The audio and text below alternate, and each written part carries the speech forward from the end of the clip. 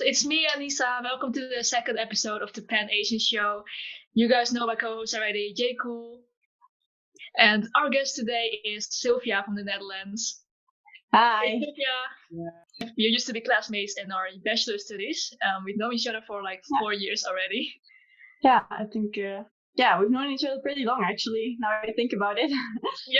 We never really realized about it, but recently we've been meeting up a few times, and then we suddenly realized, oh wait, we know each other for a very long time already. Just Yeah. as long as I know about our first Yeah. class. Okay. Yeah, having good friends for a while is a good thing, guys. So It is. girl power all day.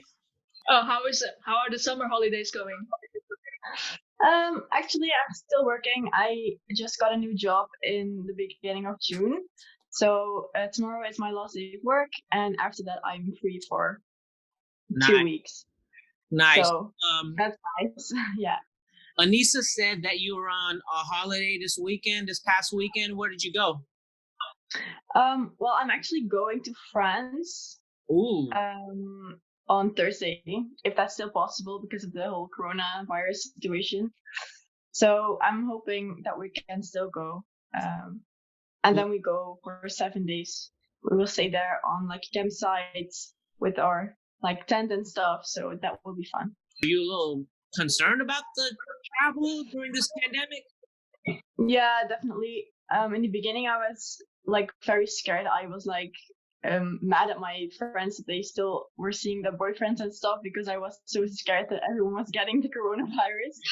Now I'm like more used to the situation, and yeah, of course, I'm still like aware that there's still coronavirus. But like the fact that you can travel in Europe again, like also tells me that it's all under control, kind of. Except for the fact that this morning in the newspaper, I saw a full page like on the situation in France, that there's a lot of like coronavirus again, and that's all because of the tourism that is now, like growing because of the summer right now. Right. And the same goes to Belgium. Right. Yeah. So that concerns me a little, but like I'm used to the situation right now, and yeah, I'm still like, even going to the supermarket or stuff like that, I'm really aware of like keeping distance, and also like with the elderly, like, give them space. Yeah, and that's actually like, I'm doing the best I can do, and just like, yeah, that's kind of it. Yeah, do you feel it's difficult to keep distance sometimes? Because I see I see in our streets here that it's becoming very crowded nowadays ever since the bans are a bit lifted. Yeah, it is.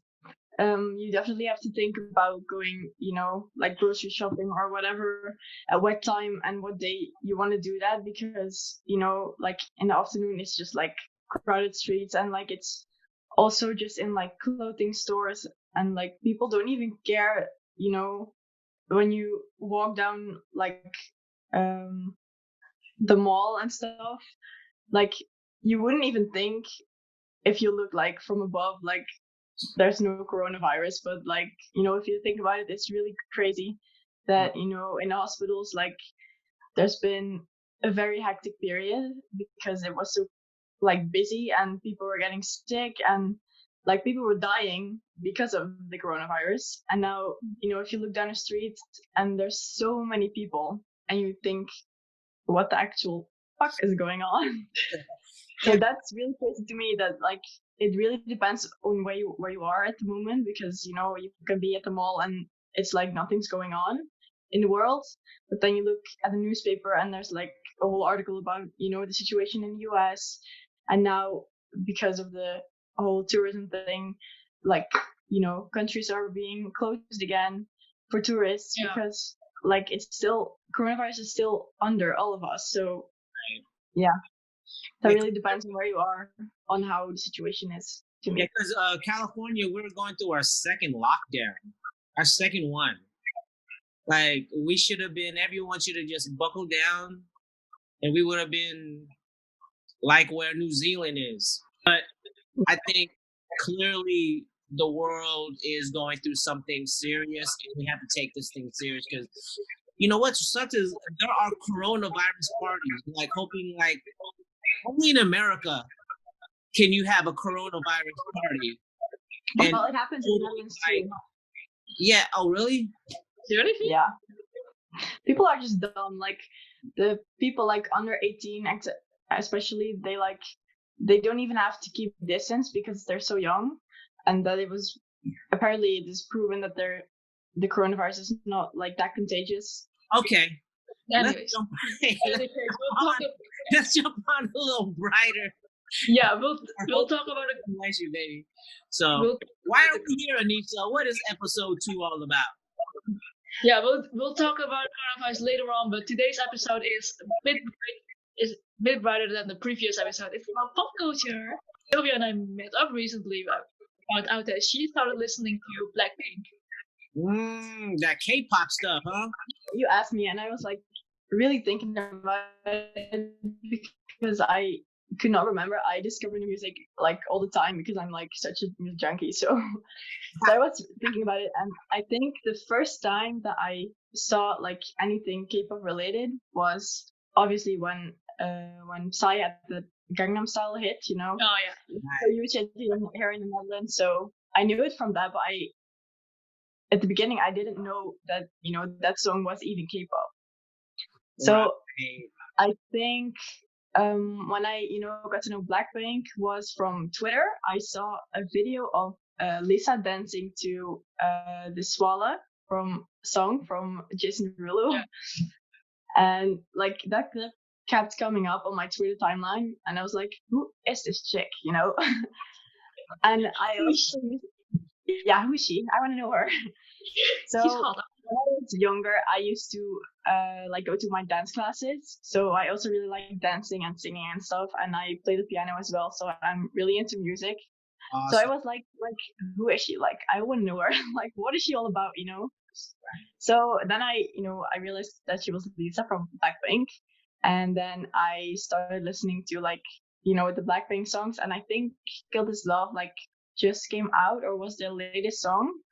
So then at one point that video kept like coming in my recommendations on YouTube. I don't know why, but it just like that was Blackpink, and I was like, oh, that looks cool. So I clicked on it, and actually, yeah, the rest is history. Anisa, why don't you give a little history about K-pop? I mean, you wrote a very interesting paper on K-pop and the movement. I wrote a few papers about K-pop, like about the relationship between K-pop and globalization. Because like if you listen to K-pop, then you will notice that there are often English lyrics being used in K-pop. That's because of in a period where a lot of Korean people were into English and they wanted to study English, and yeah, this was called the English fever, and they started putting that in K-pop as well, and I think the effect of that is they drew more international fans. For sure. Because it's like a fusion between like Korean elements, Korean traditional elements, and English songs, and yeah, and the thing about K-pop, I think like, it started like in the 90s, if I remember correctly, with a few K-pop bands getting recognition throughout Japan and China, and then it grew out in Southeast Asia and other parts of Asia. And yeah, because of the internet and social media, it has spread worldwide now. Right. A bit, what was it again? With Wonder Girls and Girls' Generation, Psy having classes in America, and now BTS and Blackpink taking over. Right. I think that's a bit a short story about K-pop 20 years. Right. Like I had an ex-girlfriend that got into it kind of late or whatever. I mean, everyone obviously they know, just like Sylvia said about the Gangnam Style, that took over the U.S. like crazy. Like if you go to any like sporting events, football, basketball, baseball, Gangnam Style was all over, and obviously even on YouTube, it just broke all kinds of records Record. on YouTube. Yeah. So that was a great introduction to K-pop for me. And then I had the girl I was with then, all of a sudden, she's like, oh, they're like, it's like a whole industry, right? And so she actually, I was telling you, Anisa, about a group that she was totally into, and the name was it, and I guess now they're considered old school, but TVXQ. Oh, TVSQ, yeah. The two songs that I totally like because I love jazz and I love because they're very like R&B-ish kind of like, you know, kind of in sync, kind of like, right? They're more that kind. So I love Spellbound and Something because the video. I don't know if you guys saw that video. Sylvia, are you familiar with TVXQ? No, I'm not familiar with the name. So Look at I there. don't know. It's part of the whole group now. Yeah, imagine like Asian, like a bunch of two Asian dudes that are like Justin Timberlake-ish.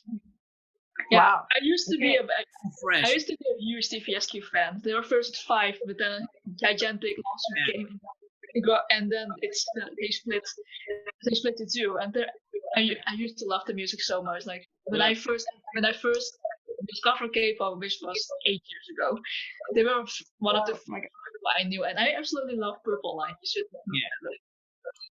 K-pop is taking music to a whole different level on every level, especially media. So yeah, it is. And you know what was so crazy was when they the last 2 years for all the music awards, just to have like, you know, K-pop being represented on stage live. Dude, all these American, it's like some people that you wouldn't think that would love K-pop were up on their feet, standing up, you know, like famous stars, you know. And I was like, yes. Yeah, as an Asian, I can't help but feel so proud because it happened rarely. Rarely. I'm so glad to see it happening often now. Anisa, you can't forget like Bruno Mars. Every time Bruno Mars is on stage, he kills it all the time. So I feel like so much pride because he's from Hawaii. I'm from Hawaii. Okay. Kind of like Bruno Mars, I cannot forget. Killing it. I'm like, yeah. What I said just now, like despite Bruno Mars, of course, like I don't really see much like Asian representation, and in the Western music scene, like also even though K-pop is very booming right now, I don't hear it much on the radio and on TV. No, I don't even have the feeling that, you know, like on the level where America is with K-pop, like we are still like not there. Yeah, we are still very behind it. Yeah. Yeah, we know BTS from like the song with Halsey, but you know, there's always like a Western artist involved. Right. And I think that's like a thing maybe in Europe, but especially in the Netherlands, if you ask me, because I think like what we do here is like we like our Western bubble, you know, so like we're not really like that open to like other cultures and other like kinds of stuff, you know. We really like what we like here, and that's just it. I mean, if I show them BTS, they will all go like, "Oh no, what are those Chinese girls?" You know, like it's a bit like a racist motive behind it that people don't want to open up to K-pop. You know what? To tell you the truth now, because like I think, you know, opening up more to like world music, I think K-pop has done that for a lot of Western influenced countries. Like, what else is out there, right? And like I was telling Anisa, I started watching like Eurovision, right? It's like, dude, that's like, to me, it's like America is such in their own bubble, right? Yeah. And it's like, man, and we've talked about this a little bit in our first episode, but we're politically we're in our own bubble, economically we're in our own bubble, even like culturally and musically we are in our own bubble. So when you look outside of America, so much talent, Eurovision, right? And Southeast Asia has their own thing. Like almost the best singers in the world are like Asian and they're winning shows. Even like when I watch like X Factor in Sweden or the Netherlands, there or even in the UK, there are a lot of Asian contestants that are not like totally participating. You know, what's strange to me is seeing Filipinos from the Philippines flying over to Sweden or the Netherlands, right? And they're like semi-famous in the Philippines, right?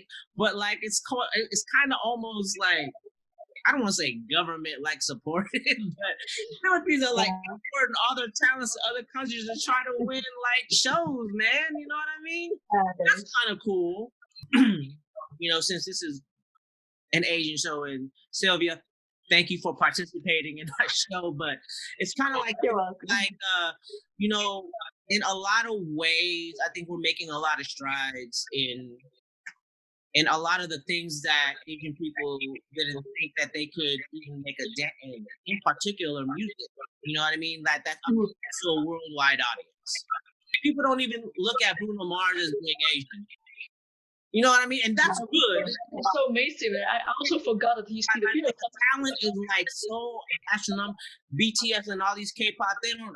I think girls look at BTS as Koreans and Blackpink as being Koreans or whatever. But yeah, I think the talent is so exceptional that people are starting to not even like think about them as being Asian anymore. But K-pop is K-pop; it's its own category. You know what I mean? But it's a good thing, I think. You know, that they're not like, okay, that's like an Asian act, and that is like a US act or something like that. You know, I think it's, you know, for music purposes, like it's better. You know, if everything is just music and it has their own. Every artist, even if they're from Asia or from Thailand or from the Netherlands, I don't even care. You know, it's all music, and artists are like their own thing, and they have their own voice and their own style of producing, and that's just the beauty of music, I guess. Also, you know, like music speaks no language, so that's a good thing, you know. Right. And but you know, I think that's what's so lovely about music, right? Music and food. Music and food, they just, for some odd reason, if the music is good, if the food is good, everybody's all in. You know what I mean? Like, it is. It breaks all it breaks all barriers, any anxieties, any discomfort. And you know, that's such a great way to start at the, you know, negotiation table for anything. Like either be like relationship for a breakup. All right, babe, let me make it up. Let me take you out to some Thai food and let me play our favorite jam real quick to, you know, getting good. Can we talk about like if K-pop has bridged the gap between Asia and the Western world, and how's that affected your point of view of how you looked at Asians? Well, I actually I'm from a very small town in the south of the Netherlands, so what, you know, there's like, town is out? Shout them out. So I live in Wanrooy. It's a very small like town. So small, even I didn't know it.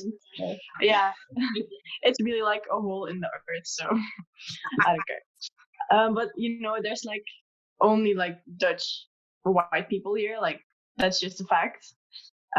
So you know, when I was like really young, I was not really used to like, you know, dark-skinned people. But I also never had a thing like against them. You know, I was always very open-minded. You know, meeting new people, new cultures. I was always like, you know, looking for things that I could learn about others, about new music, new whatever arts and stuff. So it actually became a thing when I went to high school, I guess, because you know, my high school was not in the town where I live, so you know, there were more people, and also like I'm friends now with someone I met in high school, and she's in a wheelchair. So she can walk, but like, you know, she's also not like an average normal, you know, Western perfect yeah, I don't know how you say that, but you know, she's not like a standard person. And I was just very open to like, you know, she's also, we're all human. So Yeah, I'm just very, absolutely. I'm not like that, like thinker in like, okay, you're Asian, you're not like 100% healthy, you can't walk, you can't sing, you can, you know, I just always was that person that thinks in possibilities and in positive. So like, okay, so I can learn that from you, or I appreciate you, you know, being, for example, Anisa, like I didn't know her at first, and I met her in my bachelor uh, studies, as you said. So you know, we just got talking, and like I don't know, I don't even know why we became friends actually. I think we You did a know, project together. yeah, maybe we did. I can't even remember. Like that whole 4 years was just such a blur. So you know, I've always been like very open to meeting new cultures and new. Always when I was on holiday, was always like, you know, looking for what we could learn from the locals and stuff. So I think, you know, I think when I yeah I think when I actually, you know, like got to know people from another race or another like skin color, that was after I became like 18. So when I got in my bachelor studies. Right. But I never, I don't know, I don't even look at those people differently like I look at my white friends, you know.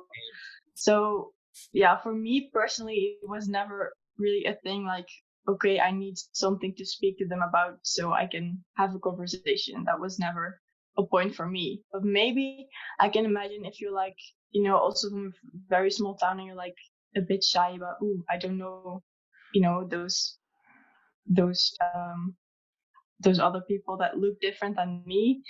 So I can imagine that it can be scary if you're not like grown up in an environment that has people of color in it.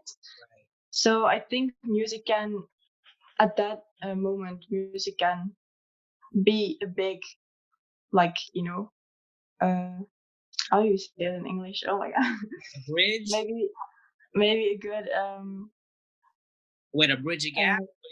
yeah, like, you know, Bridge, like a bridge, yeah. exactly, between like the cultures. And uh yeah, I think actually music is a bridge between like, for a lot of things, not even only for like overcoming um Like yeah, for getting to know like people from another exactly. race or culture, but even Music, for like, food, and drinking. Music, food, and drinking. yeah, like it works for everything, even for like talking about a different topic Yeah, like exactly. racism, or like I Right. don't even know, if you want to fix someone in a club and you don't know what to talk about, you talk about the song, like you know. Right.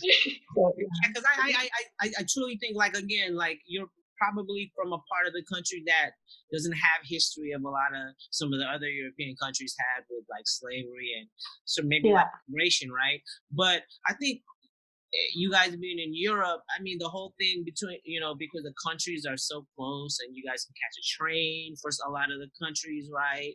I think that way you guys have a different perspective about, look, I'm going to a different country, so let me speak a little bit of the language. Oh, we also Yeah, got to we also, when we were in high school, I also had like French and German as my subjects. yeah, So yeah. it was always very normal Yes, for me to like, you know, think in different, yeah.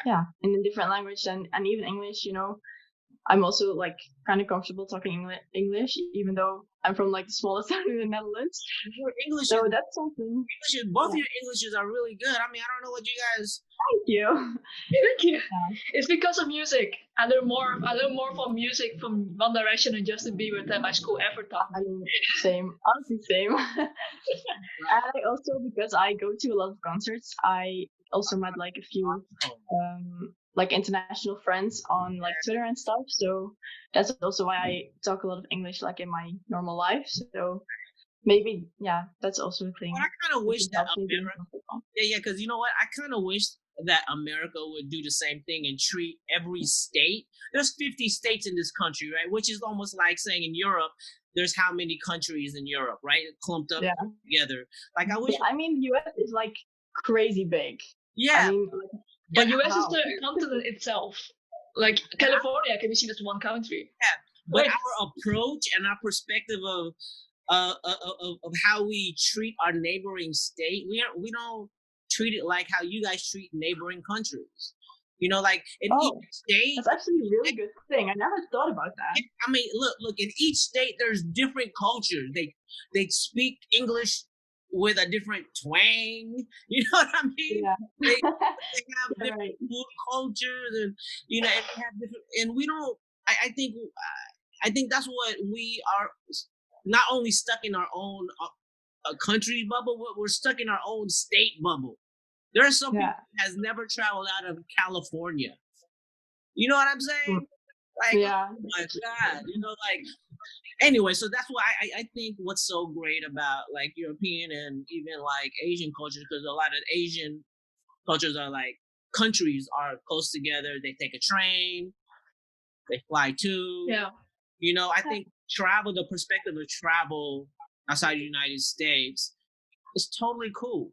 Yeah, what I recently realized, like I just realized it this morning, is that I think for decades Asian countries are actually already connected to each other. Like my mother grew up with movies from Hong Kong, and I grew up with Chinese dramas and Bollywood and K-pop and anime. Like for us, it was always normal to be so integrated and to integrate with other Asian countries, and also as well as knowing American pop culture. Of course, that's mainstream, but yeah, like I don't know. For Asia, it was always easy to get to know other countries because we all grew up with it, like from 40 years ago. Right. So yeah, it's just a little different here in the U.S., man. I think we have so much. I think especially with this whole Black Lives Matters movement down here, I think it just because the Asian Americans down here, I wish what we can do, because we have like a real economic and educational influence. Like, the Jewish community, they have a lot of chapters or a lot of organizations in the United States, like over 180. And when something happens, they just have one message. They work together, they spit out one message. The Asian community isn't doing that. I mean, there are a lot of individual Asian Americans that are going out supporting it, because the truth of the matter is if one Black man or one Black woman's life is treated that way and doesn't matter, it's treated as if it doesn't matter, then my life doesn't matter either. It doesn't matter how much or where I am economically or what education background I have. I mean, it doesn't matter, right? So, but I wish that here in America that we can do a better job at coming together, coalescing, and supporting it, because what I want to try to always point out in all the podcasts that I'm producing is Black culture is a heavy influence in the world right now. Music, fashion, you know what I mean? And I think people need to do a little bit more background on the music that they listen to and where that influence comes from, because then we will hopefully have some kind of empathy and understanding of Black folks. You know what I'm saying? Yeah. They contribute so much to the world. Hip hop, I mean, look, K-pop, heavy on hip hop. You know what I'm saying? Yeah, K-pop leans heavily on Black influence. If you do a little bit of research and see the producers and the writers, a lot of stuff are Black folks. Yeah. So my point is, I think, racism has so many layers to it. There's immigration and all that kind of stuff that the whole world is dealing with. As long as there's wars, there's going to be immigration. Yeah. Maybe we need to stop wars first, right? Yeah. So if we actually could imagine. yeah, so, and that's another thing, Sylvia and Anisa. America has to realize that the world is bigger than America. That we need to understand, in order to understand immigration, let's look at the world. How does immigration even start? Is when people are being misplaced, are being driven out of their countries. Yeah. Like, where are they gonna go? You know, so that's why other countries try to help and let them come into their country. You know what I'm saying? And I think we need to understand that we have a big thing with Mexico, right? The food culture, if it wasn't for Mexicans coming in our country, right?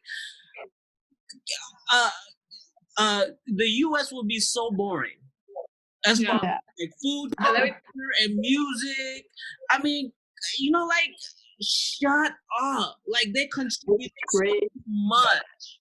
They contribute so much to our economics, to our culture. Whoever comes in here and innovates, there's so many immigrants that innovate in every country. Because when Indians started coming into the UK, oh my God, Indian food is amazing.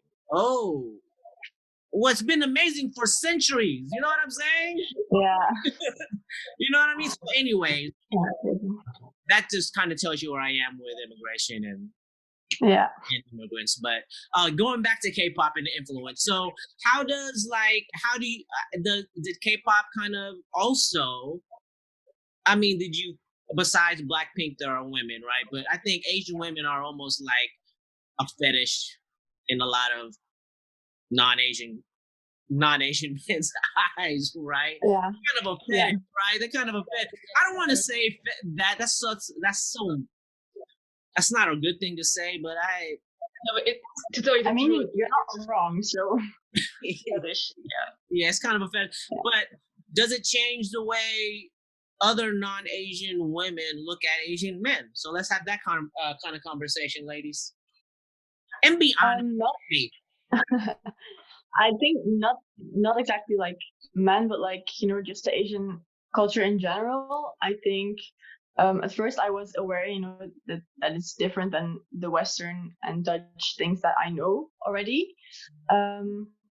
So, and especially what I said earlier is the thing that like K-pop is a bad thing and that it's dangerous and that kind of stuff. I think now I'm more open to like, what is there more to K-pop than Blackpink, you know? Right. So that definitely did open my eyes in terms of accepting the culture and the music that is part of that culture, and just looking wider than the top 40 hits that we heard like 1,000 times a day on the radio, you know? And that was especially the thing with me, because I just found myself being bored with like the same music playing over and over again and the same production. And I was like, what even is this? And like all the remixes from old songs. And then I just get really angry. Right. You just need a little bit more right. How about you, Anisa? I mean, I don't know what your dating experience is. And all that stuff. I mean, like, did that change the way you perceived Asian men, though, as you watch K-pop evolve? Yeah, I mean, how much K-pop evolved, like, it helped me, like, getting more accepting myself more, and realizing that I matter, I can be attracted to, and then I switch over to looking at Asian men, like, yes, and then it helped me look at them more in a positive way. I always did, of course, like, I love my own people, but K-pop has pushed it even more, and it made me proud to see like how Asian men are perceived attractive to other people, and how I put them more in the spotlights now. So, yeah, I think it did help. I think it did help a bit, but I was always more attracted to them. I don't know. Because like psychologically seen, we are more attracted to people that look like us, and that's maybe Asian men.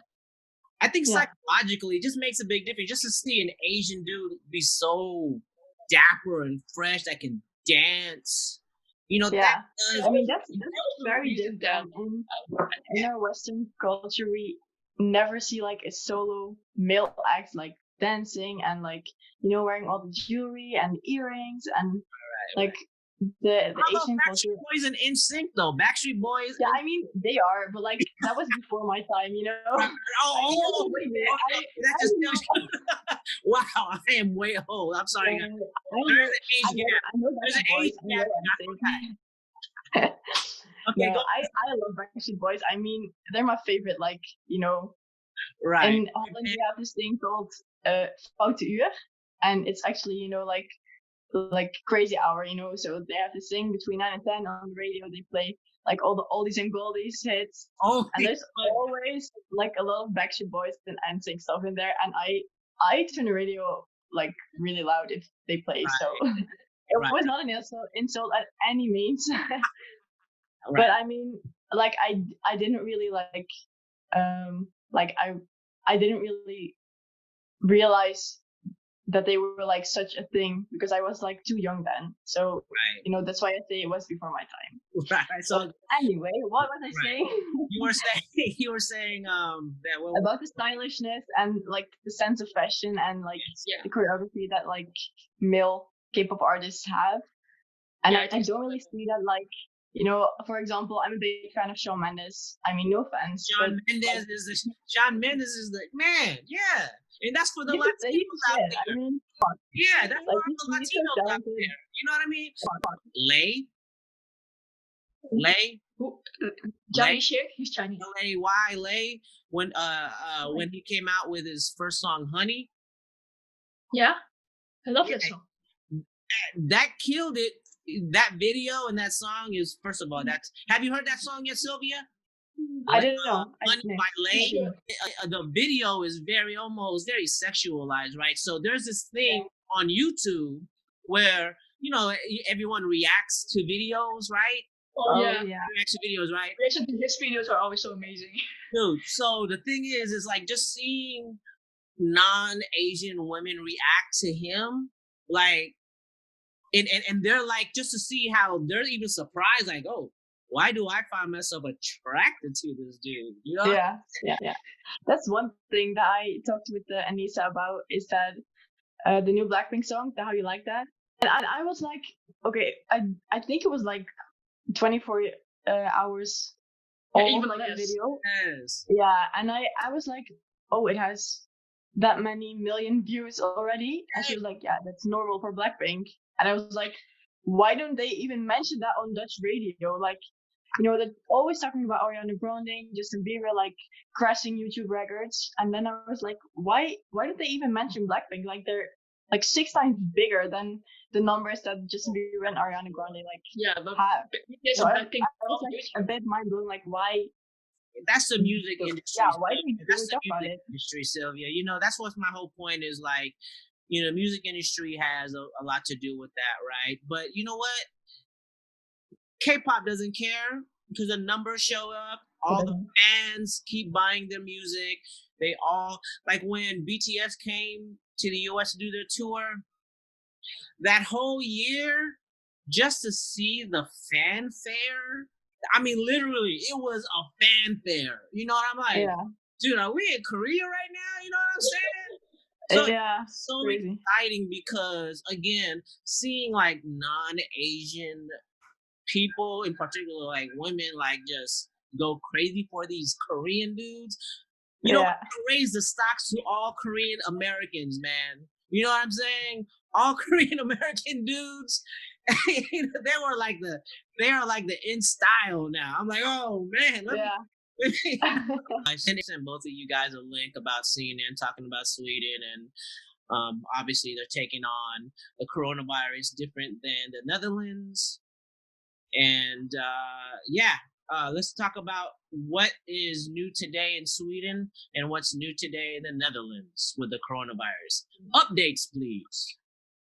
Like, if I watched the choreography from Sweden, it was that they kept the country open, and because of that, their coronavirus cases went up and up, and they did that from the very beginning. Like I was weirded out when the Netherlands was on the peak, and we almost had a real lockdown. It didn't happen, but almost. And then I looked at Sweden, like Sweden came on the news back then, and they were saying that they will keep everything open and everything's normal. And I was like, why? Yeah. And then now they're paying the price, and I'm like, yeah, you really did this to yourselves, like for real. Right. Yeah. I was always thinking, like, when there was another press conference, and like the shops went open, and then this went open, and then like restaurants went open and stuff. And then I was like, okay, it's fine, but like the coronavirus was still on its peak, I think, in the Netherlands. So then I was like, okay, the reason why they're probably doing this is because they want to save like the economic system thing. It always has to do with money, and like that's just a thing that I just know that is always the case. With any like the Okay, you're doing good, girl. Wat zijn regels, Putri? Hoe zeg je dat in Engels? Guidelines, rules. That is so cool that you did that. First of all, I'm gonna repeat. That was so cool.